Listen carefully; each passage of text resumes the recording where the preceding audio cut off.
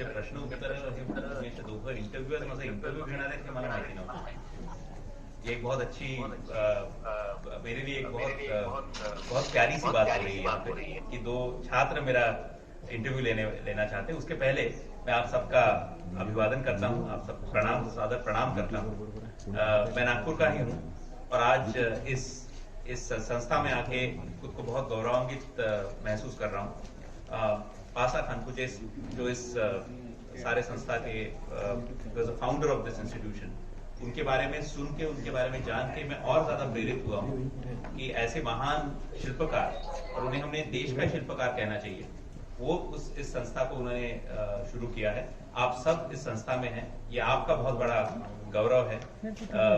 मैं मंच पे सुनील खानपुजे सर, अरविंद लोंढे सर, रमेश बख्शी साहब, नरेंद्र कुलकर्णी, बालवाइक मैडम, चौहान मैडम, इन सब का तहे दिल से शुक्रिया अदा करता हूँ. आज मुझे इतना प्यारा अवसर मिला है और अभी मुझे अरविंद जी ने बताया कि आज देखिए ना टेक्नोलॉजी का कितना प्यारा उपयोग किया जा रहा है कि मैं आज आपसे रूबरू हूँ, आपसे बातें कर रहा हूँ. और यही प्रोग्राम आज मध्य प्रदेश में, हरियाणा में, छत्तीसगढ़ में, आंध्र प्रदेश में और महाराष्ट्र के कई स्कूलों में गूगल मीट के जरिए दिखाया जा रहा है. और आपको ये भी जान के खुशी होगी कि आपके अगर कोई प्रश्न है तो सिर्फ भारत ही नहीं सुन रहा है, मेरे कुछ मित्र चाइना से और थाईलैंड से भी आज गूगल मीट पे है. और ये है नया युग जो मैं आज आप सबके सामने करने वाला हूं. अब मैं मेरे जो दो इंटरव्यूअर्स हैं उनका आप सबको परिचय कर दूं. आयुष और अर्जुक. प्रश्न थोड़े सीधे सरल हो तो ज्यादा अच्छा होगा. शुरू करते. नमस्ते सर, मैं आरजू क्षीरसागर. नमस्ते सर, मैं आयुष. नमस्कार. हम सभी माननीय अमित जी वाइकर सर जी का मार्गदर्शन तथा जीवन प्रवास को सुनने हेतु उत्सुक है. चलिए हम सब साक्षात्कार के कार्यक्रम को व्यक्त देते हैं. जी. हम इस साक्षात्कार के माध्यम से सर जी के साथ संवाद करने वाले हैं. नमस्ते सर, आपका सर्वप्रथम स्वागत करता हूँ. बचपन से लेकर महाविद्यालय के जीवन तक का आपका प्रवास कैसा रहा, यह सुनने में हमें अत्यंत आनंद होगा. आयुष, बहुत उम्दा सवाल है. बहुत अच्छा सवाल आपने पहले पूछा, क्योंकि मैं सोच ही रहा था कि इन सब छात्रों को ये सब जानना बहुत जरूरी है क्योंकि मेरा परिचय करते वक्त ये बताया गया था कि मैं आप ही की तरह था, और मैं बिल्कुल आप ही की तरह हूँ. आज भी वैसे ही हूँ. नागपुर में मेरी पैदावार हुई. मैं बहुत भाग्यशाली समझता हूँ अपने आप को कि एक ऐसा परिवार जहाँ पे कला में रुचि रखने वाले सारे मेरे माता पिता, जिन्हें मैं गुरुजन मानता हूँ, वो सारे थे. मेरे पिताजी पेशे से डॉक्टर, और सेना में उन्होंने 10 साल बिताए हैं. 3 युद्ध उन्होंने अपने देश के लिए लड़े हैं, और सेना से निवृत्त होके वो नागपुर में बतौर एनेस्थेसियोलॉजिस्ट यहाँ थे, काम कर रहे थे, कार्यरत थे. और सेना में रहने के बाद अब बच्चों देखिए, उन्हें एक बहुत प्यारी एक घटना हुई उनके साथ, जिसके वजह से एक प्यारा शौक, हम जिसे रुचि कहते हैं या हॉबी, वो उनके जीवन में आई. और आप जानते हैं वो हॉबी क्या थी? वो हॉबी थी उर्दू. अब देखिए, उर्दू के बारे में आप सबको जानना इसलिए जरूरी है क्योंकि कहीं ये मिसकंसेप्शन है, ये धारणा है कि उर्दू हमारी भाषा नहीं है, पर ये गलत है. उर्दू का जन्म दिल्ली में हुआ है. दिल्ली में कई दशकों पहले सैनिकों की अलग अलग छावनियां हुआ करती थी. कोई तुर्किस्तान से आता था, कोई ईरान का था, कोई भारत का था, कोई पश्चिम एशिया का था. अब बोलचाल कैसे हो, अलग अलग भाषाएं थी, तो इन सब भाषाओं का मिश्रण जब हुआ तब उर्दू का जन्म हुआ. अब फौज में थे, उर्दू पसंद तो आती थी पर समझता नहीं था, है ना. हमें जैसा होता है, अगर मैं आपको कहूँ बड़े बड़े तेवर में कहूं कि बाजी चाहे अटफाल है दुनिया मेरे आगे, होता है शबे रोज तमाशा मेरे आगे, तो बच्चों आपको समझेगा नहीं, उनको भी नहीं समझा. पर मैं ये इसलिए बता रहा हूं कि जब वो सेना से निवृत्त हुए और यहाँ आए, तब वो सुबह से शाम अपनी मेडिकल प्रैक्टिस करते थे, एनेस्थेसियोलॉजिस्ट थे, बेहोश लोगों को करने का काम करते थे, सुबह से शाम मसरूफ रहते थे. पर शाम को वो इवनिंग क्लासेस जाते थे. उन्होंने उर्दू का अध्ययन किया, पढ़ा उर्दू, और 1983 में उन्होंने एक बहुत उम्दा किताब निकाली जिसका नाम आईना ए गजल है, जिसमें 7000 उर्दू के शब्द है, और हर शब्द का हिंदी, मराठी, इंग्लिश में तर्जुमा है, अनुवाद है, और उसके नीचे शेर है। अब ये सब मैं इसलिए बता रहा हूं कि आप सबको अगर कोई ऐसी रुचि है तो रुचि को छोड़िए मत, पर उस रुचि को सिर्फ रुचि मत रखिए, उसको हॉबी मत रखिए, उसको आगे ले जाइए। तो ऐसे संपूर्ण और ऐसे वेरी क्रिएटिव जिसे कहते हैं, ऐसे परिवार में मेरा जन्म हुआ। तो संभवतः जितना जितना मुझ पे प्रभाव पड़ा परीक्षा का, अभ्यास का, स्कूल में जाने का, वहां पढ़ने का, उतना ही इन सब चीजों का परिचय हुआ। और उससे बड़ी बात जो मैं आप सबको बताना चाहता हूं कि तब क्या होता था हमारे घर में, ये साहित्यिकों का, गायकों का, आपने जगजीत सिंह का नाम सुना होगा। जगजीत सिंह जैसे आदमी हमारे घर पे आके रहते थे, और बचपन में मैं बड़ा कभी कभी संकोचित हो जाता था, कभी कभी नाराज भी हो जाता था कि ये क्या है, मेरे पिताजी क्या करते हैं। भाई घर अच्छे खासे डॉक्टर है, प्रैक्टिस कीजिए, पैसे कमाइए, और आप ये क्या साहित्यिक किताबें लिखते हैं, न्यूज़पेपर्स में आर्टिकल करते हैं। पर आज सबका उसका प्रभाव, पॉजिटिव इन्फ्लुएंस जिसे कहते हैं, आप देख सकते हैं। जिस तरह मैं आसान से आप सबसे बात कर रहा हूं, वो सब उस वजह से हुआ। तो ऐसे बहुत मेरा बचपन यहाँ गुजरा। मैं सोमवार रामदास पेट में मैंने पहले 1st to 10th वहां की। उसके बाद मेरे माता पिता डॉक्टर थे, पर कहीं मुझ पे दर्पण नहीं था कि मैंने डॉक्टरी ही करनी चाहिए। तो मैंने 11वीं और 12वीं में फिशरीज की, क्योंकि एग्रीकल्चर से मुझे हमेशा लगाव था। मुझे फिशरीज ऐसा लग रहा था कि फिशरीज में कुछ करना चाहिए। उसके बाद मैंने साइंस कॉलेज में दाखिला लिया। आपकी प्राध्यापिका यहाँ पे, वो मेरे साथ मेरी बैचमेट थी साइंस कॉलेज में, और वहां मैंने पर्यावरण शास्त्र, एनवायरमेंटल साइंस में डिग्री हासिल की। तो ऐसा मेरा बहुत गहरा और बहुत प्यारा ताल्लुकात नागपुर से रहा है। Thank you sir. सन 2019 में आपको प्रवासी भारतीय सम्मान अवार्ड प्राप्त हुआ। इस विषय में हमें सविस्तर बताइए। इस विषय में मैं जरूर बताऊंगा, पर उस सबसे मैं आप सबको बताना चाहता हूं कि थाईलैंड में तो मैं अभी इस साल आया हूं, उसके पहले 12 साल में चाइना में था, चीन में था। अब चीन का नाम जब मैं बच्चों आपके सामने लेता हूं तो एक अलग अलग धारणाएं, अलग अलग कल्पनाएं आपके मन में आ सकती है। और भारत के और चीन के संबंधों के बारे में मुझे आपको बताने की जरूरत नहीं। हमारे हर मीडिया में, सोशल मीडिया ले लीजिए, न्यूज़पेपर ले लीजिए, टेलीविजन ले लीजिए, उसमें बहुत कुछ आ रहा है। पर अगर आपका कोई भी प्रश्न चाइना के बारे में होगा तो मुझे जरूर उत्सुकता होगी आपको उसके बारे में कुछ बताने की। तो 12 साल मैं चाइना में था। मैं एक बहुत अलग इंडस्ट्री में हूं। ये इंडस्ट्री है फ्लेवर्स, फ्रूट जूसेस की। आप कोई भी प्रोडक्ट ले लीजिए, कोका कोला ले लीजिए, फ्रूटी ले लीजिए, माजा ले लीजिए, एप्पी लीजिए, कोई भी प्रोडक्ट जो आप लोग लेते हैं, उसमें क्या क्या होता है? फ्लेवर होता है, कलर होता है, फ्रूट जूस किसी में होता है, किसी में नहीं होता है, किसी में कुछ हम जिसे नेचुरल इंग्रेडिएंट्स कहते हैं वैसे होते हैं। ये सारे प्रोडक्ट्स हमारी कंपनी बनाती है। ये पेप्सी, कोक नहीं बनाते हैं, हम इन्हें ये सारे इंग्रेडिएंट्स सप्लाई करते हैं।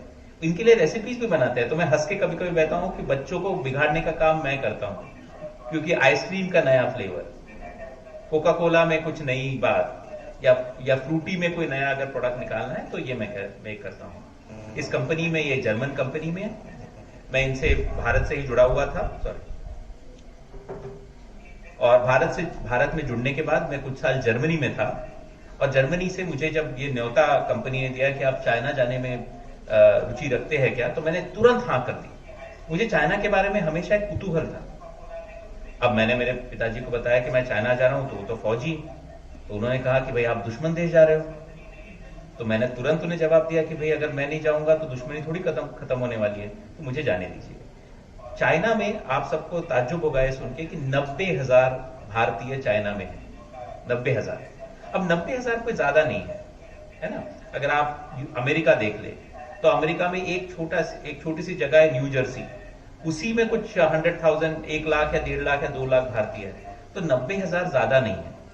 पर नागपुर से आने की वजह से इन 90,000 लोगों से संपर्क करने का मेरे मन में एक बहुत पहले से ही विचार था कि भाई ये 90,000 लोग हैं, पर सब बिखरे हुए हैं, एकत्रित नहीं है, कोई भारतीय संगठना इनकी नहीं है।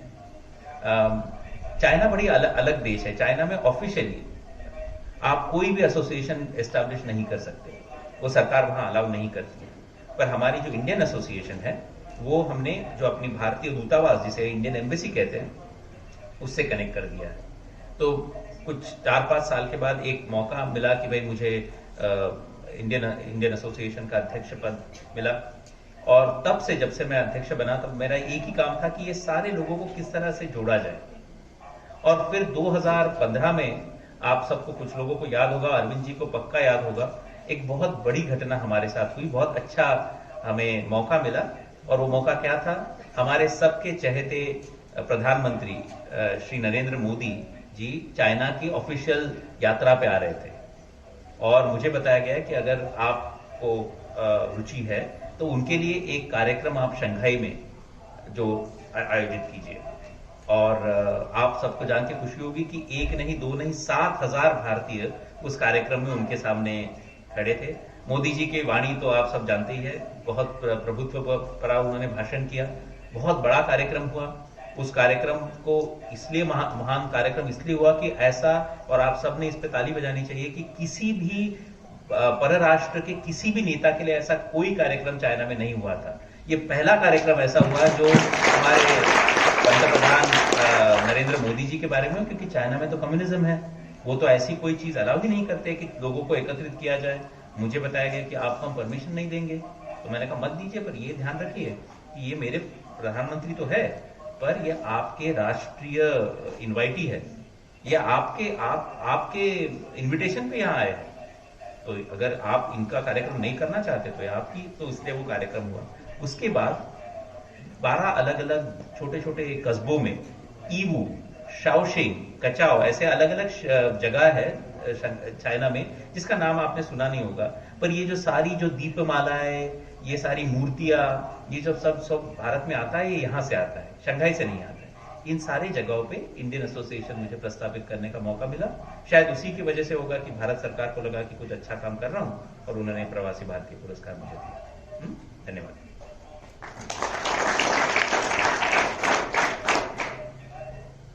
सन 2012 से सन 2016 तक आप चाइना एवं वर्तमान में थाईलैंड में, इन दोनों देशों दृष्टि से क्या, दोनों देशों के शिक्षण प्रणाली में आपकी दृष्टि से क्या समानता तथा विभिन्नता है, इसके बारे में बताइए।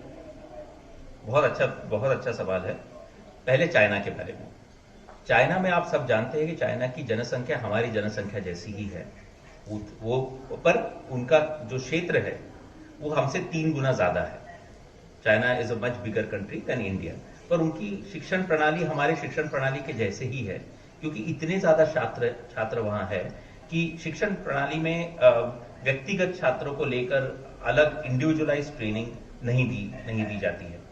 पर वहां पे भी सरकार का जो फोकस है वो एजुकेशन पे हमारे ही सरकार जैसा है, और उनको भी इनोवेशन का पार्ट वहीं से पढ़ाया जाता है। पर वहां पे बड़ा एक अलग प्रोसेस ये है कि अधिकतर रूप में वहां पे 1 चाइल्ड पॉलिसी है। 1 चाइल्ड पॉलिसी यानी क्या, कि अगर आप माँ बाप है तो आप एक ही पुत्र या पुत्री को जन्म दे सकते हैं, उससे ज्यादा आप नहीं दे सकते हैं। तो होता क्या है कि वहां पे उस लड़के या लड़की, बच्चा या बच्ची पे स्कूल्स में, कॉलेजेस में तो होता ही है शिक्षण, पर उनके माँ बाप जितना नहीं, पर उनकी दादा दादी और नाना नानी उन पे बहुत ज्यादा प्रभाव करते हैं। और यहाँ बैठे हुए कई लोग और आपके टीचर्स ये करेंगे कि जब हम बड़े हो रहे थे तब हमारे घर पे भी उस तरह का ये प्रणाली थी कि जितना मैं स्कूल में सीखता था उतना ही मैं, उससे ज्यादा मैं कहूंगा कि मेरी जो दादी थी, जो संस्कृत की एक बहुत बड़ी प्राध्यापिका थी बालाघाट में, मध्य प्रदेश में, उनसे जो मैंने सिर्फ संस्कृत के बारे में ही नहीं, उन्होंने मुझे इंग्लिश लिटरेचर के बारे में, शेक्सपियरियन ट्रेजेडीज के बारे में जो उन्होंने घर पे पढ़ाया वो मुझे ज्यादा याद है। तो मेरे हिसाब से चाइना में ये होता है कि बच्चों को स्कूल में, कॉलेजेस में तो शिक्षण मिलता ही है, पर उनको ये जो 4 लोग हैं, दादा दादी, नाना नानी, इनसे भी बहुत ज्यादा ये मिलता है। तो कहीं हमें भी ये सोचना पड़ेगा कि ये जो इनफॉर्मल टीचिंग है उसका हम किस तरह से उपयोग और ज्यादा कर सके। और ये इसलिए जो अटल इनोवेशन मिशन का काम है, मैं इसीलिए इस पे इतना ज्यादा प्रभावित हूं और इसलिए इससे जुड़ना चाहता हूं, क्योंकि कहीं तो भी ये वो दादा दादी, नाना नानी का सब्स्टिट्यूट कर रही है, ये आप सबको वो दे रही है जो ऐसा नहीं कि स्कूल में नहीं मिलता है, पर ये this is giving you more knowledge. और आपकी अभी जो आपके जो मन है, it is like a sponge, वो जितना अभी ग्रैब कर सके, जितना एब्जॉर्ब कर सके, उसका ही आप जब बड़े होंगे तो वही आप सब प्रोजेक्ट कर पाएंगे। तो ये फर्क है शिक्षण प्रणाली में। बीते 2 वर्षों से कोविड-19 के कारण विद्यार्थी अधिक प्रभावित हुए हैं। जी। इन जैसी समस्याओं को हल करने हेतु छात्रों को क्या करना चाहिए अथवा आपकी दृष्टि से इनसे दो हाथ करने के लिए कैसी दिनचर्या होनी चाहिए? बहुत बहुत ही मुश्किल सवाल पूछ लिया आपने। काश मेरे पास ऐसा जवाब होता कि भाई कोविड के बारे में क्या करना चाहिए इसे दो हाथ करने के लिए। मेरा एक ही मान्यता ये है कि आज हम कोविड से गुजर रहे हैं, पर ये पहला ऐसा संकट नहीं है कि जो सारे विश्व पे आया है। इसके पहले भी अगर आप पीछे जाए तो सार्स या ऐसे कई ऐसे संकट आए थे जिनका निवारण हुआ है। तो पहली बात तो यह है कि मैं बहुत पॉजिटिव, मैं हमेशा पॉजिटिव थिंकर हूं, तो मैं मान के चलता हूं कि कोविड का भी निवारण होगा। छात्रों को एक काम जरूर करना चाहिए और मेरे हिसाब से आप कर भी रहे हैं कि आपके आसपास जो कभी कभी क्या होता है कि छात्रों ने बताई हुई बात शायद हम बड़ों को ज्यादा सुनने में रुचि रखते हैं। तो आप अगर आपके किसी भी एरिया में आपको अगर जिस तरह से हो सके, इवन हमारे जो एडल्ट्स हम कहते हैं, हम जैसे लोगों को, उन्होंने अगर वैक्सीनेशन नहीं लिया है तो उन्हें अट्रैक्ट करना चाहिए, समझाना चाहिए कि आप ये आपकी एक नैतिक जिम्मेदारी है हमारे शहर के बारे में और हमारे देश के बारे में। आज हम नागपुर में, मैं कल ही वैक्सीनेशन सेंटर में, मैंने रामदासपेट में जो है वहां में गया था, बहुत उम्दा काम हो रहा है। पर कहीं ये भी ऐसा है कि आज कई लोग हैं जो आज वैक्सीनेशन नहीं ले रहे हैं। बहुत लोगों में एक अलग धारणाएं है। कोई कहता है कि नहीं, इससे मेरी स्वास्थ्य खराब होगा, कोई कहता है कि नहीं ये मैं फलाना धर्म का हूं और इस धर्म में मुझे ये अलाउड नहीं है। ये सब मान्यताएं गलत है। ये गलत इसलिए है क्योंकि ये हमारी कुछ चीजें ऐसी होती है जो हमें सिर्फ राष्ट्र सेवा के लिए करनी चाहिए। उसमें ना कोई विचार होना चाहिए, ना आपको ना धर्म या कोई इंडिविजुअल थॉट प्रोसेस। और आई थिंक जब स्टूडेंट्स ये बात लेके जाएंगे तो मेरे हिसाब से कोई भी आपको मना नहीं कर पाएगा। तो I think that would be the best thing you can do. आपको छात्रों के साथ संवाद करना बेहद अच्छा लगता है जी। इसका क्या कारण है? यदि इसका कोई कारण है तो आप। मेरे हिसाब से अरविंद जी ने उस कारण को दे दिया। इंग्लिश में एक फ्रेज है, ही स्टोल माई थंडर। उन्होंने नहीं, मैं ऐसा नहीं कह रहा हूं, मैं ये कह रहा हूं कि उन्होंने उसका जवाब दिया था। क्यों मुझे लगता है? क्योंकि मैं अपने आप को आज भी वहां देखता हूं जहां आज ये बच्चे बैठे हुए हैं। ऐसे ही था, बस ये था कि मैं अपने आप को बहुत भाग्यशाली मानता हूं, ये समझता हूं और हूं कि मेरे घर में, मेरे परिवार से, मेरे जो मेरे पिताजी के जो मित्रगण थे, उनसे मुझे कई ऐसी चीजें सीखने को मिली जो अगर मैं उस परिवार में नहीं पैदा होता तो मुझे नहीं मिलती। आज जो वाणी मुझे मिली है इसमें मेरा कोई श्रेय नहीं है। ये मेरे पिताजी और मेरी दादी ने जिस तरह से मुझे सिखाया है वो मैं आपके सामने रख पाता हूँ। जो विचारों का एक आदान प्रदान कर पाता हूँ, जो शेर मेरे जहन में रहते हैं, ये सारे मुझे मिले हुई है। ये मेरी धरोहर है और ये मैंने अपने आप ज्यादा मेहनत नहीं की। पर कहीं तभी ये ख्याल है कि ये अगर मैं थोड़ा सा भी इसका आप में छोड़ पाऊं या आपको दे पाऊं तो कहीं तो भी मेरे पिताजी या मेरी दादी को खुश कर पाऊंगा। और ये भी एक राष्ट्र निर्माण का काम मैं बहुत समझता हूं, क्योंकि मैं सचमुच मानता हूं कि आप लोगों में, और ये बहुत लोग आपसे कहते होंगे कि you are the future, you are the, but this is so true. आज नागपुर से आपके जैसे एक छात्र निकला है जो आज काफी देशों में गया है, जो आज जहां भी रहता है, चाइना जैसे देश में जाके भी भारत के बारे में, नागपुर के बारे में उतनी ही प्यार और उतना ही स्नेह रख पाता है। तो कहीं मुझे ये आश्वासन है, या मुझे I am sure about this, कि आप लोग भी ऐसा करेंगे।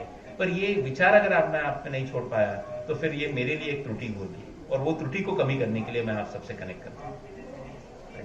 सर, अभी ऑडियंस में से हमारे कुछ सहपाठी है जो आपसे प्रश्न पूछना चाहते हैं, तो हम अभी उनके प्रश्न की ओर चलते हैं। बिल्कुल।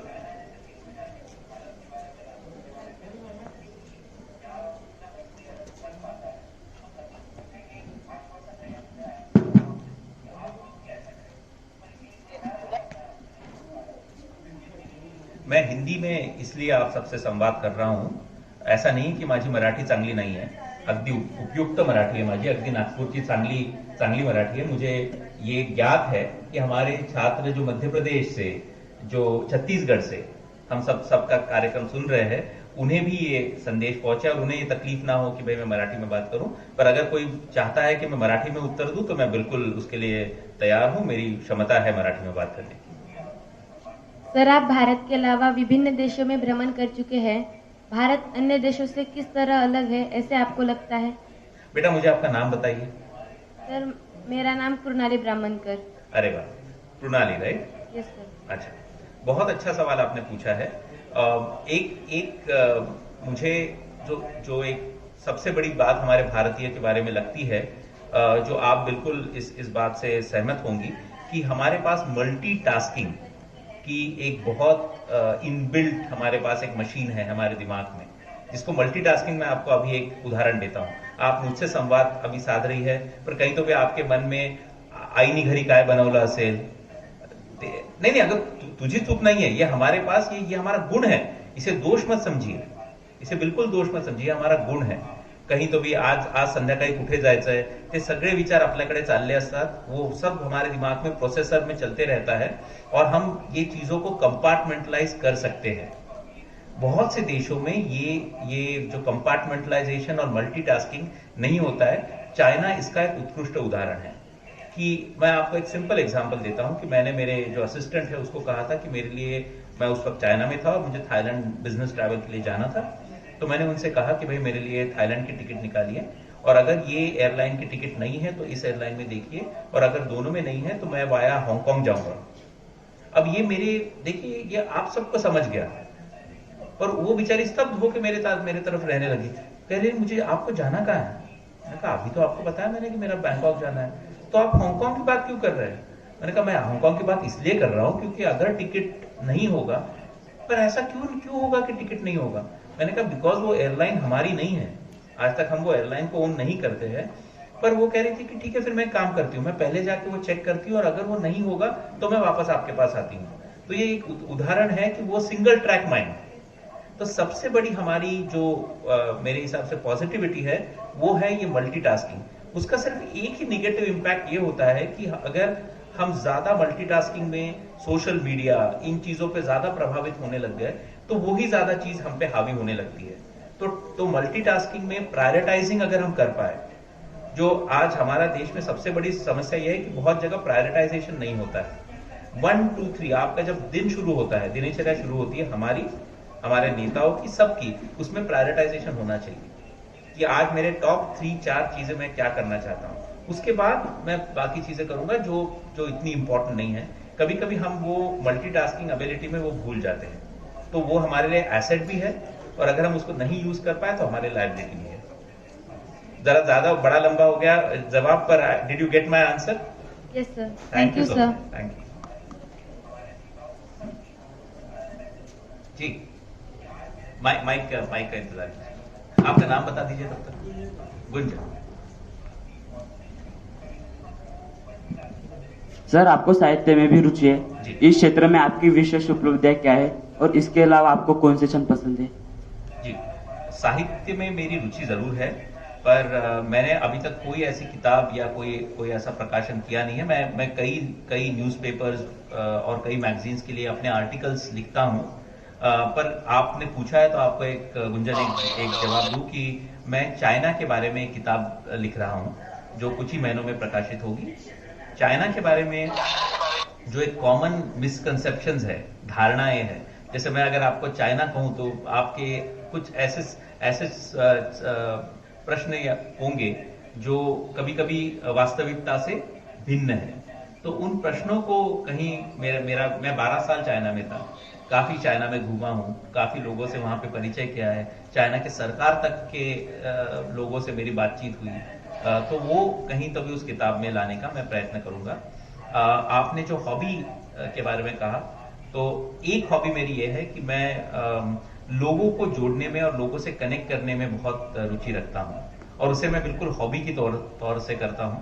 वो इसलिए जरूरी है क्योंकि अगर हमें आगे बढ़ना है तो जितना हम पढ़ते हैं, हम जितना पढ़ेंगे वो अच्छा ही है, पर लोगों से मिलने में और उनसे सिर्फ मिलना नहीं, उनसे सीखने में ये गुण ऐसा है कि जिसको आप जितना कल्टीवेट करें, जितना आप उसको बढ़ाएं, वो आपको ज्यादा आपको नहीं, it's like a bank balance, वो आपके बैंक में आपको जरूर फायदा देगा। एक सबसे बड़ा एग्जांपल आपको देता हूं गुंजन, मैं आई होप एंड प्रे कि आप एक बहुत बड़े सक्सेसफुल एंटरप्रेन्योर बने, या आप किसी बड़े कंपनी में एग्जीक्यूटिव बने। जब भी आपको किसी भी फ्लाइट में जाने का मौका मिले, तब आप जरूर आपके जो आपके साथ जो बैठे हुए को पैसेंजर्स है, उनसे जरूर वार्तालाप कीजिए। बहुत बार क्या हो जाता है कि जब हम फ्लाइट में बैठते हैं तो हमारे सर पे शायद एक कोई ऐसे मुकुट जैसा लोग बिहेव करते हैं और कोई किसी से बात नहीं करता है। वो 2 घंटे, वो 3 घंटे एक उपयुक्त समय है लोगों से वार्तालाप करने का, उनके बारे में जानने का। तो इस तरह से, या फिर जब बिजनेस लॉन्च में बैठता हूं या कहीं भी मैं ट्रैवल करता हूं, तो मैं ये रुचि रखता हूं कि लोगों के बारे में, इंडस्ट्रीज के बारे में, अलग अलग चीजों के बारे में। कल ही मैंने एक बहुत अच्छी चीज सुनी और जिसको मैंने आत्मसात किया। मुझे पता नहीं था, शायद आपको पता ना हो, हमने सबने लोकमान्य तिलक का नाम सुना है, हमने सबने स्टॉक्स के बारे में आप सबको पता है, ये शेयर मार्केट, इस सब के बारे में पता है। आपको सबको पता है कि कंपनीज, जो बड़ी बड़ी कंपनियां हैं, ये अपने कुछ खास कर्मचारियों को स्टॉक्स देती है उनको अपने साथ रखने के लिए। पर क्या आपको पता है कि ये पहले बार भारत में, जबकि अमेरिका को भी ये पता नहीं था, ये किसने किया? Lokmanya Bal Gangadhar Tilak. He was the first person to actually start giving stock options. उनका जो एक स्टोर था बंबई में, उसके उन्होंने जो कर्मचारी थे उनको स्टॉक ऑप्शंस दिए। और आज हम सब अमेरिका की तरफ देखते हैं कि अमेरिका से ही हम सीखेंगे कि कैसे एम्प्लॉयज को रिटेन करने के लिए स्टॉक ऑप्शन देने चाहिए। पर ये लोकमान्य बाल गंगाधर तिलक ने हमें 1912 में सिखाया था। पर अगर मैं लोगों से कनेक्ट ही ना करूं तो ये बातें मुझे समझेंगी कैसे और मैं आप तक पहुंचाऊंगा कैसे? That is my best for. Thank you.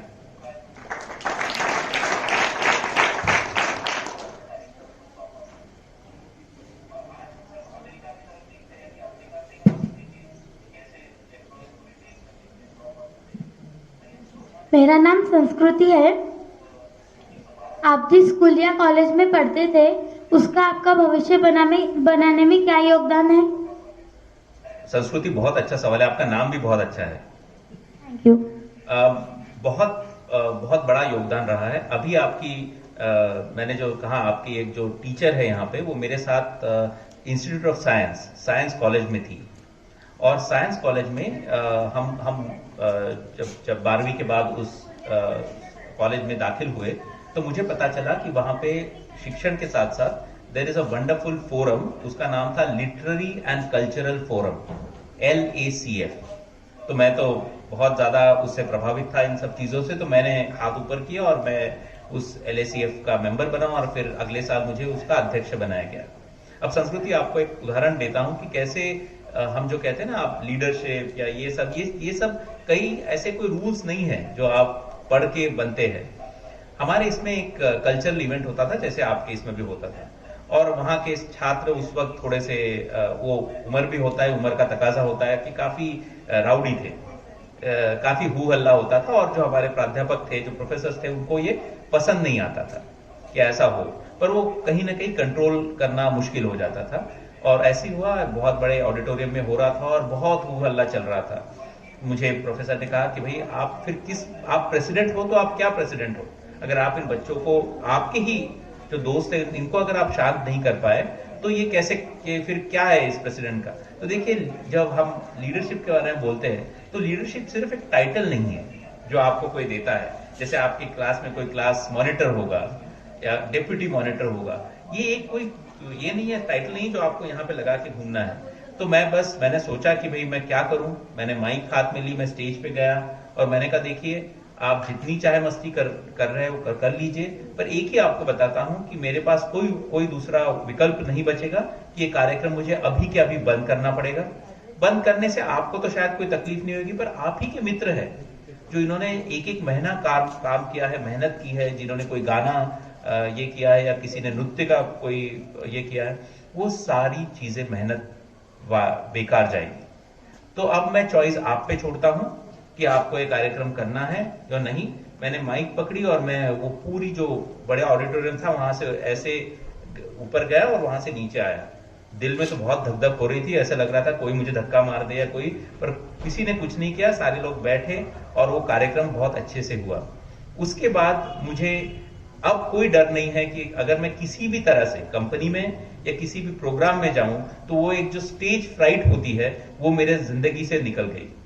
तो ये चीजें आप सीखते हैं और ये आप पे निर्भर होता है कि आप उसे कितना ले।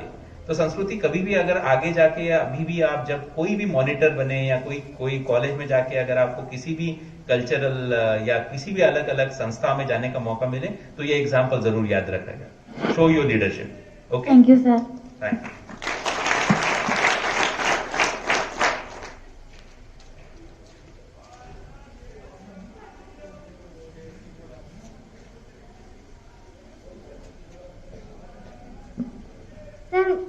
सर मेरा नाम समीक्षा है। समीक्षा, सर आपकी फेवरेट टीचर कौन रहे और उसकी वजह प्लीज हमें बताइए। बिल्कुल बिल्कुल समीक्षा, सो नाइस। मैं आई वाज होपिंग कि कोई मुझे ये सवाल पूछे। मेरे कई प्रोफेसर्स मेरे फेवरेट रहे हैं। दो लोग जो मुझे अभी इमीडिएटली याद आते हैं, एक थे प्रोफेसर जीवाजी, हमारे साइंस कॉलेज में थे। प्रोफेसर जीवाजी एक अभूतपूर्व इंसान थे। उन्होंने ये लिटरेरी और कल्चरल फोरम का कॉन्सेप्ट कई साल पहले साइंस कॉलेज में शुरू किया था और वो उसे बहुत ही उम्दा तरीके से चलाते थे।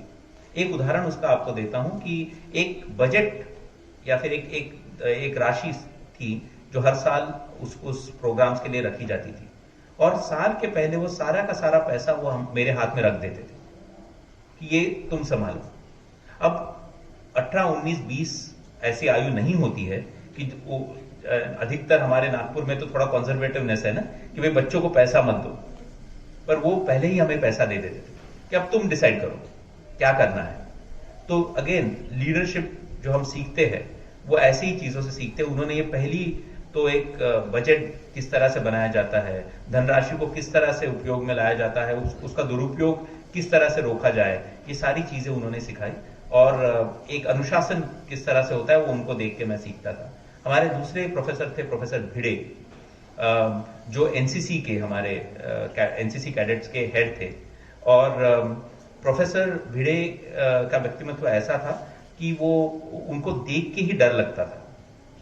कोई के टीचर्स भी ऐसे होते हैं ना, पर वो व्यक्तित्व ऐसा होने के बावजूद भी एक बार उनको पता चल गया कि इस छात्र में या इन लोगों में रुचि है एनसीसी के बारे में, किसी भी चीज के बारे में कमिटेड करने की, तो वो जिस तरह से अपनी जान उस बच्चे में छिड़क देते थे, जिस तरह से उसे एनकरेजमेंट देते थे, वो मैंने आज तक किसी में नहीं देखा है। तो वहां पे भी मुझे एक लीडरशिप का लेसन मिला कि जब मैं किसी कंपनी में हूं और अगर मैं उस कंपनी में लीडर हूं और अगर मैं टैलेंट जिसे कहते हैं ना कि अपनी टीम को अगर मैं आगे लेना चाहता हूं तो मुझे पूरी तरह से अपने आप को उस व्यक्ति पे झोंक देना पड़ेगा, इन द सेंस कि उसे सपोर्ट करना पड़ेगा और सिर्फ शब्दों से नहीं। अगर कुछ करने में उससे अगर कुछ गलती भी हो जाती है तो उसे धिक्कारूं नहीं, उस गलती को उसको 4 बार उसके सामने बोलूं नहीं कि ये गलती उसने की है। ये सारी शिक्षाएं मुझे अपने प्रोफेसर से मिली, तो मैं उनका बहुत ज्यादा आभारी हूं और थैंक यू कि आपकी वजह से मुझे आज उन 2 प्रोफेसर्स का स्मरण फिर मेरे जहन में आया। Thank you so much. Thank you sir.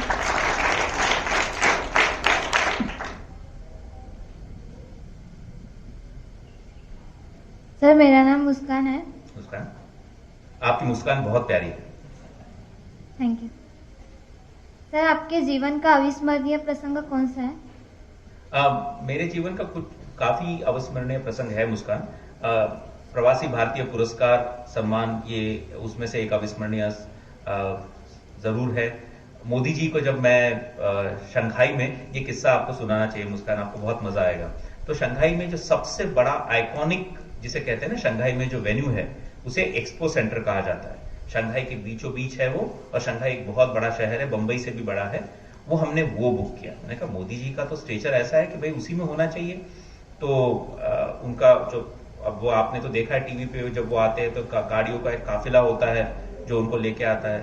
तो मुझे सामने खड़ा किया गया था कि आप सिर्फ अकेले एक क्रॉस किया था उस ऑडिटोरियम के बाहर, और आप वहां पे खड़े रहिए और आप मोदी जी जब आएंगे तब उनका स्वागत आप अकेले करेंगे और उनको साथ में ले आएंगे। तो मुस्कान, आपको बड़ा मजा आएगा। तो मैं जो सीक्रेट सर्विस जिसे कहते हैं या जो सीनियर ऑफिसर्स होते हैं सरकार के, एक ने मुझे सिर्फ कान में आके कहा कि अमित जी वो क्रॉस से ज्यादा हिलिएगा मत। तो मैंने कहा क्यों? क्योंकि आजू बाजू सब स्नाइपर्स है, अगर आप ज्यादा हिलेंगे तो शायद एक गोली आपको भी लग सकती है। तो उसके बाद जब मोदी जी वहां आए और उन्होंने पूछा कि कितने लोग हैं, मोदी जी ने मेरा नाम पढ़ा, वो उनकी स्मरण शक्ति बहुत बहुत उम्दा है। तो उन्होंने नाम पढ़ा, पूछा कहाँ से है, नागपुर से। जब मैंने कहा तो मराठी में मुझसे कुछ वार्तालाप की, और उन्होंने पूछा कि कितने लोग हैं, तो मैंने कहा सर 7,000 लोग आपका प्रतीक्षा कर रहे हैं। तो उन्होंने तुरंत जवाब दिया, आपने तो लघु भारत मेरे सामने यहाँ प्रस्तुत किया है। तो भाई मोदी जी जब ऐसा कहते हैं तो बहुत अच्छा लगता है। तो ये अविस्मरणीय प्रसंग मेरा जरूर है। दूसरा अविस्मरणीय प्रसंग ये है कि कॉलेज में जिस व्यक्ति को मैं उस वक्त चाहता था और जो मेरी पत्नी हुई, उन्होंने जब मुझसे शादी करने का मैंने प्रस्ताव रखा और उन्होंने जब हाँ कहा, तो उन्होंने एक चीज मुझे कही कि मैं जरूर आपसे शादी करूंगी, मेरी एक शर्त है कि आप नागपुर छोड़िए और बाहर जाइए और अपने आप को कुछ प्रूव करके, आपको नागपुर से बेहद लगाव है, पर वो लगाव रखने के लिए आपको खुद नागपुर में रहने की जरूरत नहीं है। आप नागपुर के बाहर जाके विश्व को देख के अगर आप नागपुर में जब वापस आएंगे तो आप ज्यादा अच्छी चीजें उनको दे सकेंगे। उन्होंने एक बात मुझसे कही की जे जे उत्तम उदात्त उन्नत ते सगळं जर का नागपुरात आणायचं असेल तर तुम्हाला नागपूर सोडावं लागेल। तो ये दो मेरे लिए बहुत अविस्मरणीय प्रसंग है और शुक्रिया, आपकी वजह से वो दोनों मुझे आज याद आने। Thank you. Thank you sir.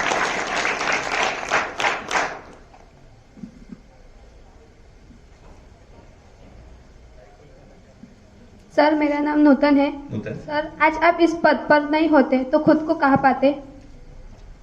वाह नूतन, मैं एकदम 1 मिनट के लिए मैं भी सोचने लग गया अरविंद जी, है ना। मैं नहीं मेरा तो बिल्कुल क्लियर था नूतन। मैं काफी अगर सोचा जाए उस तरह से तो I was a black sheep of the family मेरे परिवार में। मैंने जैसे आपको कहा मेरे माता पिता बहुत दोनों डॉक्टर्स, मेरी 2 बड़ी बहनें हैं जो दोनों मेरिट स्टूडेंट्स थी 10वीं और 12वीं में। वो दोनों गवर्नमेंट मेडिकल कॉलेज से डॉक्टर थी और मुझे पढ़ाई में जितनी रुचि थी उससे ज्यादा रुचि, जैसे आपने अभी सुना है, साहित्य में थी, बाकी चीजों में थी, खेलकूद में थी, लोगों से जोड़ने में थी।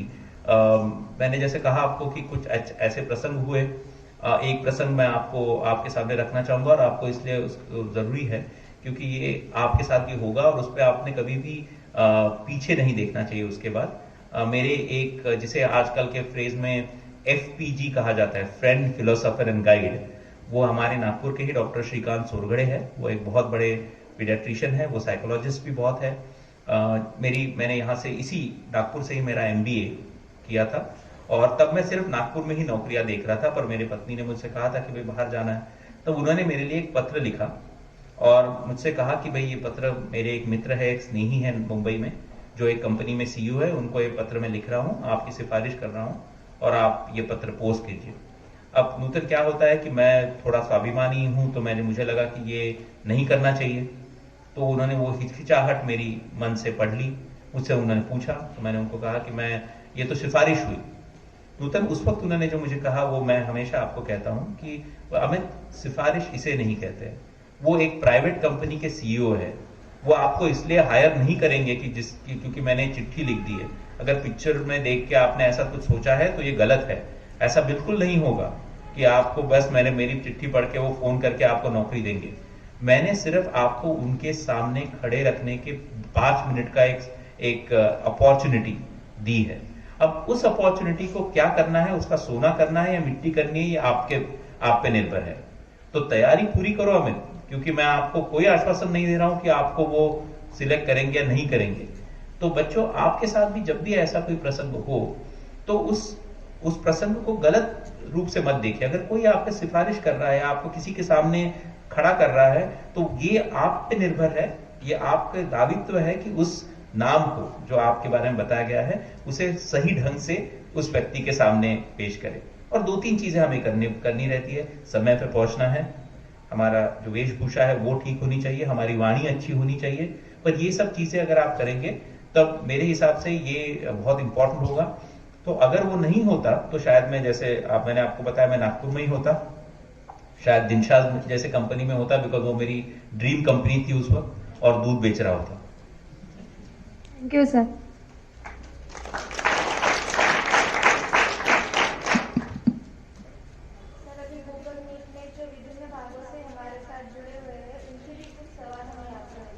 जी बिल्कुल।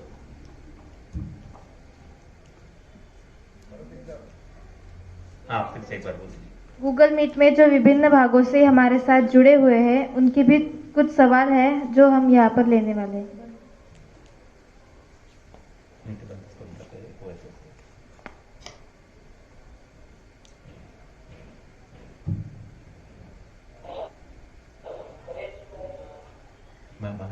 डिटेलचं माहिती नाही. Sir good afternoon. Good afternoon. Sir मेरा नाम सुमित टहलवानी है और मैं ई भारत का ही मेंबर हूँ जी. आपको सुन रहा था सर मैं बहुत गौर से. तो मेरे मन में सर एक क्वेश्चन ये आया कि जैसा सर हम जानते हैं कि चाइना की टेक्नोलॉजीज हमसे थोड़ी सी आगे है जी. सर क्या आप बता सकते हैं कितने हम पीछे हैं चाइना से, या व्यक्तिगत रूप से है या नहीं है, या हमें क्या और करना पड़ेगा हमारे स्कूल्स में, और क्या काम करना पड़ेगा कि हम चाइना से और आगे निकल पाए, बहुत जल्द आगे निकल पाए. बहुत बहुत अच्छा सवाल है आपका. आपका नाम एक बार फिर से बताएंगे? मला वाटतं लॅग असेल म्हणून मला वाटतं त्यांचा हे येणार नाही. एक बहुत अच्छा सवाल पूछा है आपने, शायद सुना या नहीं सुना. उनका ये कहना है कि चाइना में हम देखते हैं कि चाइना की टेक्नोलॉजीज बहुत अभी आगे आगे बढ़ रही है. सबसे मेरे हिसाब से एक उदाहरण सबका फोन है. हम देखते हैं कि कितने चाइनीज फोन यहाँ आए हुए हैं. तो क्या भारत इस टेक्नोलॉजीज में उनसे मुकाबला कर पाएगा, ये एक सवाल है. और सवाल ये था कि हम आगे बढ़ पाएंगे कि नहीं. तो उत्तर यह है कि जैसे मैंने कहा आपको 12 साल चाइना में था और वहां के टेक्नोलॉजीज के बारे में जरूर देखा है, और उनकी तारीफ में कोई कहने की जरूरत नहीं, क्योंकि उनकी समस्याएं बहुत ज्यादा है, शायद हमसे ज्यादा है.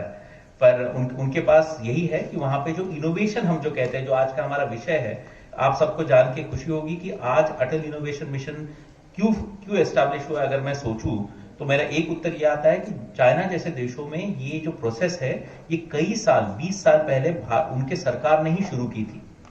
आज हमने शुरू की है, थोड़ा समय लगा है, पर हम आगे बढ़ेंगे. सिचुएशन कैसी थी या टेक्नोलॉजी कैसी यूज की जाती है, इसका एक उदाहरण आपको देता हूं. जब चाइना मार्केट खुलने लग गया और चाइना में सारे बड़ी बड़ी कार्स बनाने की सबको लगा, बिकॉज फोर्ड ले लीजिए, जनरल मोटर्स ले लीजिए, मर्सिडीज लीजिए, BMW लीजिए, सब बड़ी गाड़ियां हैं, इनको तो मार्केट चाहिए, है ना. ये भारत में जाएंगी, चाइना में जाएंगी, जहां भी जाएंगी जहां इनको मार्केट मिलेगा. चाइना ने क्या किया? चाइना ने कहा कि बिल्कुल आइए, मार्केट आपका है, पर आपको हम वहां से गाड़ी बना के यहां नहीं आने देंगे. आपको पूरी की पूरी गाड़ी हमारे यहां बनानी पड़ेगी. अब वहीं रुके नहीं, चाइना ने, सरकार ने नाम उन्होंने दिया था इनोवेशन सेंटर्स, R&D लेबोरेटरीज, ऐसे अच्छे अच्छे नाम दिए थे. यहां पे फंडिंग किया जाता था चाइना के सरकार से, और ये सारी जो टेक्नोलॉजी थी कार्स की, उसको पूरी तरह से स्ट्रिप डाउन किया गया, कंपोनेंट बाय कंपोनेंट उसे समझा गया. और जो एंटरप्रेन्योर्स हम कहते हैं ना, जो जिन्हें कुछ करना था, उनको ये टेक्नोलॉजी फ्री ऑफ चार्ज दी गई. उस वक्त 20 साल पहले इन सब जब नई नई गाड़ियां चाइना की आ रही थी तो लोग उसकी हंसी मजाक उड़ा रहे थे. एक कंपनी है, आप गूगल में जरूर सर्च कीजिएगा, इसका नाम है BYD. B capital B capital Y capital D. इसका फुल फॉर्म क्या है? Build your dream. ये ऐसा व्यक्ति है जो BMW में काम कर रहा था, जिसको ऐसा लगा कि भाई मेरे पास तो ये सोर्स है, टेक्नोलॉजी का सोर्स है, तो उन्होंने ये अपनी कंपनी 20, 25, 30 साल पहले बनाई. उस वक्त सारे लोगों ने हंसी मजाक में टाल दिया कि ये लोग क्या गाड़ियां बनाएंगे. ये BMW और मर्सिडीज 70-100 सालों से गाड़ियां बना रही है. फोर्ड जिसकी पहली बार अगर किसी ने गाड़ी इन्वेंट की है तो हेनरी फोर्ड ने की है. उस वक्त की गाड़ियां उनकी सचमुच बहुत ही लो स्टैंडर्ड की थी.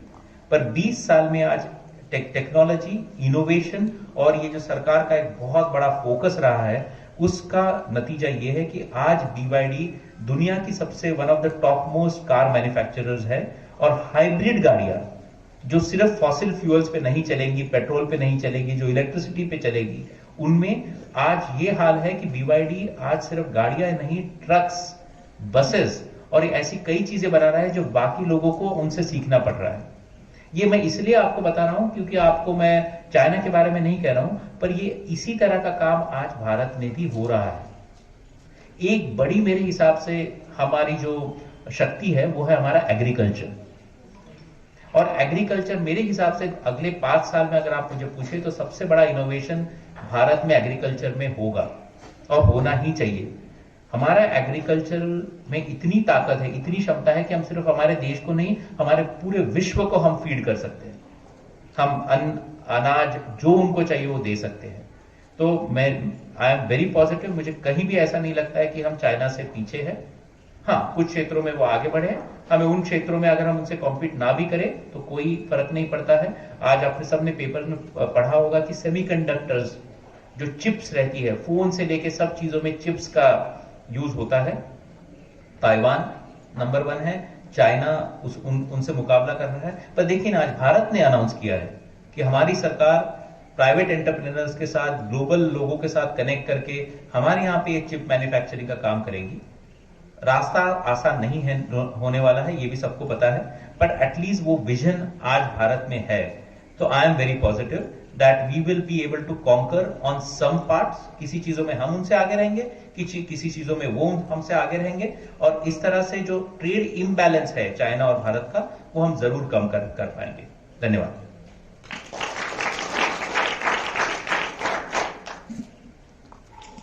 सर, मेरा नाम पूजा है। मैं गोमुख विद्यालय नंदा गोमुख पाठशाला में पढ़ती हूँ। मुझे आपसे एक सवाल पूछना है सर। जी पूछिए। चाइना में बने प्रोडक्ट को यूज एंड थ्रो क्यों कहते हैं? वाह वाह पूजा, क्या सवाल है, and I love that innovation. Pooja, ये सही है आपका कहना कि चाइना में मेरे हिसाब से ये एक प्रोसेस होता है पूजा, हर देश का।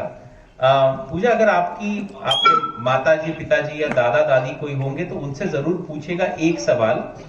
1900, यहाँ अरविंद जी बैठे हैं, उनको याद होगा 1960 का दशक, और उस वक्त जापान, जो आज हमारे लिए इनोवेशन का एक बहुत बड़ा केंद्र बिंदु है, जापान से जब चीजें भारत में आज लाई जाती थी तो उनको यूज एंड थ्रो कहा जाता था।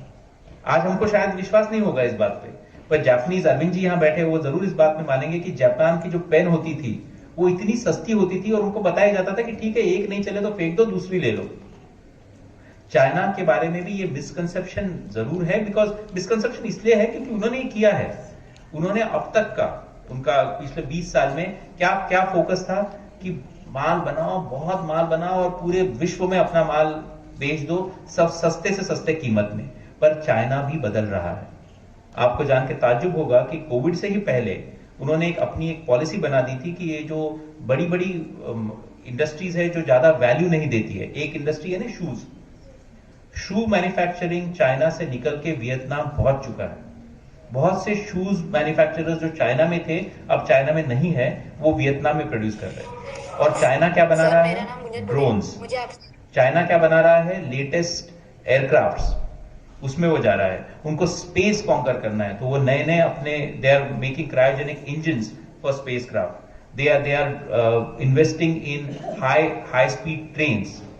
तो उत्तर ये है कि ये जो यूज एंड थ्रो या चीप एंड चीयरफुल चाइना के जो प्रोडक्ट्स थे, ये अब रहेंगे, यानी ये एक दिन से दूसरे दिन में फर्क नहीं पड़ेगा, पर जैसे जापान का हुआ था वैसे ही चाइना का होगा, क्योंकि वहां पे भी अब प्रोडक्शन कॉस्ट बहुत बढ़ गई है, वहां पे भी लेबर के इश्यूज है। वो जो पिछले 20 साल में थे वो अब नहीं है। ये मैं इसलिए भी बता रहा हूं कि ये सुवर्ण अवसर है हमारे भारत के लिए कि इसमें से बहुत सा मैन्युफैक्चरिंग जो फिलीपींस जा रहा है, बांग्लादेश जा रहा है, वियतनाम जा रहा है, उसे हम भारत में किस तरह से ले आए और भारत में भी वो जो इकोनॉमीज ऑफ स्केल है उस किस तरह से बनाया जाए।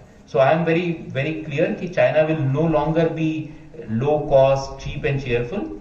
We don't need to be, India doesn't need to be low cost, but we can be the mass producers of these goods. Thank you, Pooja. Thank you, sir. Sir, मेरा नाम गुंजन है। मैं गोमुख विद्यालय नंदा गोमुख इस पाठशाला में पढ़ती हूँ। मुझे आपसे एक सवाल पूछना है। जी पूछिए गुंजन।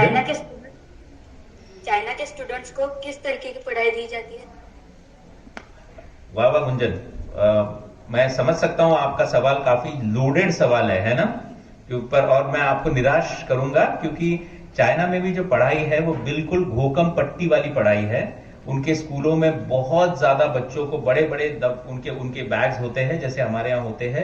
बड़ा स्ट्रिक्ट वहां पे एनवायरनमेंट है, क्योंकि वहां पे एक क्लास में 90 से 120 बच्चे होते हैं, और वहां पे वो एक टिपिकल जो कम्युनिज्म से आई हुई टेंडेंसी है कि हर चीज को रट्टा मारो, वही है। बस उनके कॉलेजेस ने एक चीज की है, स्कूलों में ऐसा ही है, पर जब छात्र बड़े हो जाते हैं तो एक चीज जो चाइना ने की है, जो हमारे यहाँ भी अब हो रही है, कि बहुत से कॉलेजेस ने कोलैबोरेशन किया है बड़ी बड़ी यूनिवर्सिटीज, अमेरिका की यूनिवर्सिटीज से। सो बहुत से जगहों पे इनके कोर्सेज ऐसे होते हैं कि बच्चा 2 साल यहां पढ़ेगा और 2 साल वहां पढ़ेगा। चाइना को एक चीज क्लियर थी कि भाई हर चीज हम खुद नहीं बना सकते, हम खुद नहीं, हमारे पास अगर वो क्षमता है, वो टैलेंट को लोगों में बांटने की अगर हमारे पास क्षमता नहीं है, कोई प्रॉब्लम नहीं, हम कोलैबोरेशन तो कर सकते हैं। तो उन्होंने कोलैबोरेशन इन यूनिवर्सिटी से किया है। आपको जान के ताज्जुब होगा कि जो चाइना के टॉप ब्रास है, जो पॉलिट ब्यूरो कहते हैं, 7 लोग हैं, उसमें से 5 लोग are US return post graduates, और ये लोग चाइना को चला रहे हैं। तो कोलैबोरेशन के थ्रू ये लोग करते हैं, पर स्कूलों में उतनी ही पढ़ाई है जितनी भारत में है, कोई कम नहीं है। Thank you. Thank you sir.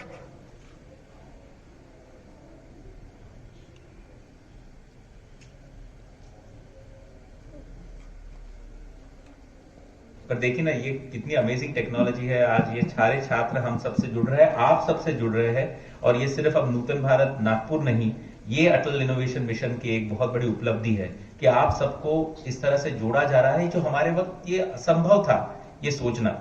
This is a golden opportunity for all of you. So I'm very happy that we are connecting with all these colleges, and we have to thank Arvind ji for that. Can we have a big round of applause for him?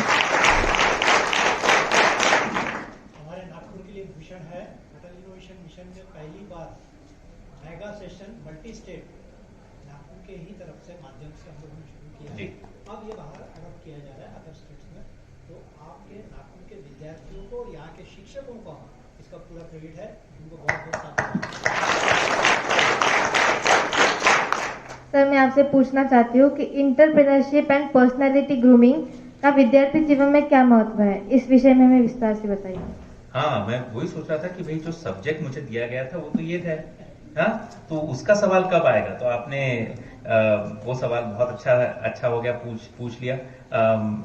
Personality development ये एक बहुत जिसको कहते हैं ना कि ये इस विषय में बहुत लोगों को उतनी उपयुक्त जानकारी नहीं है जितनी होनी चाहिए। मैं जब पर्सनालिटी के बारे में कहता हूं तो मैं यहाँ देख रहा हूं कि मेरे जो छात्र है वो आजकल हेयर स्टाइलिंग को ज्यादा महत्व देते हैं, और इसमें गलत कुछ नहीं है, पर क्योंकि ये हुआ है, और अरविंद जी भी और यहाँ के टीचर्स भी एक्सेप्ट करेंगे कि हमारे पास ना रोल मॉडल्स हमारे गलत हो गए। कहीं हम रोल मॉडल्स को ठीक तरह से और ये मेरे साथ हुआ है, या आपके साथ भी हो रहा है, इसलिए ये मैं आपको बिल्कुल दोष नहीं दे रहा हूं, मैं वो रोल मॉडल्स को दोष दे रहा हूं कि मैं भी जब बड़ा हो रहा था तो film stars, cricketers, these were my role models. उस वक्त उस तरह से एक जो मैंने आपको उदाहरण दिया, लोकमान्य बाल गंगाधर तिलक, ये मेरे रोल मॉडल नहीं थे, जो अब है। अब ये इसलिए जरूरी है क्योंकि लोकमान्य बाल गंगाधर तिलक को आप अगर देखें, और यहाँ के आपके प्राध्यापक इस बात से एग्री करेंगे कि क्या वो बहुत अच्छी वेशभूषा पहनते थे? बिल्कुल नहीं।